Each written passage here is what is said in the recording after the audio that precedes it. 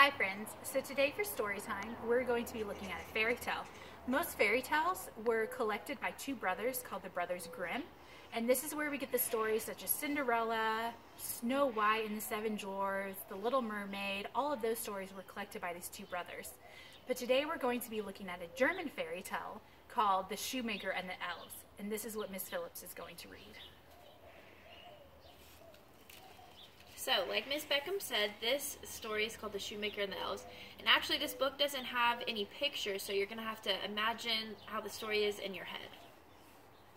Once upon a time, there was a shoemaker who one day, through no fault of his own, found himself so poor that all he had left in the world was enough leather for one last pair of shoes. That evening, he cut the leather to size, since he wanted to take up work on the shoes the next morning. Then, with a good conscience, he got into bed, prayed for the dear Lord's grace, and fell asleep. In the morning, he said his prayers and was about to sit down to work when he saw the shoes lying finished on the workbench. He was amazed and did not know what to say. He picked up the shoes to take a closer look. So finely they were crafted, without a single stitch out of place, and they looked just like a masterpiece. A moment later, a customer walked in who loved the shoes so much that he paid more than the usual price for them.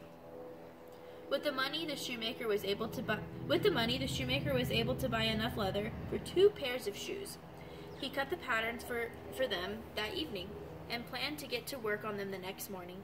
But there was no need, for when he got up, the shoes were already finished. Soon the customers came and paid him so much money that he could now buy enough leather for 4 pairs of shoes. First thing the next morning, he found these 4 pairs finished, and so this went on. Whatever he sized up in the evening was finished by morning. Soon enough, he was making a good living again, and in time became a prosperous man. One such evening, not long before Christmas, when he'd finished cutting the leather, just before bed, he said to his wife, "How about we stay up tonight to see who on earth has been lending us such a helping hand?" His wife liked the idea and lit the lamp. Then they hid in the corner behind the clothes hanging there and kept watch. At the stroke of midnight, 2 little bare men came and sat down at the shoemaker's bench. They took the cut leather and began to work.